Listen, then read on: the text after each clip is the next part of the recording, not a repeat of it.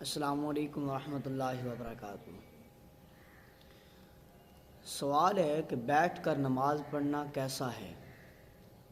تو یاد رکھ لیجئے، بیٹھ کر نماز پڑھنا عذر کے ساتھ جائز ہے، عذر کے بغیر بیٹھ کر نماز پڑھنا جائز نہیں ہے۔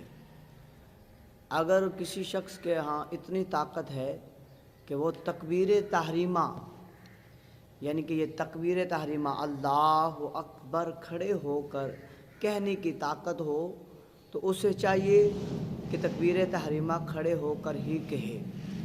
پھر جو ہے وہ کھڑے رہنے کی طاقت نہ ہو تو پھر بیٹھ جائے۔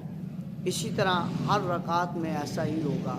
لیکن آج کچھ مسئلہ اس طرح ہے کہ آج نماز پڑھتے ہوئے تو کھڑے ہونے میں وہ شرم جھجک محسوس کرتے ہیں،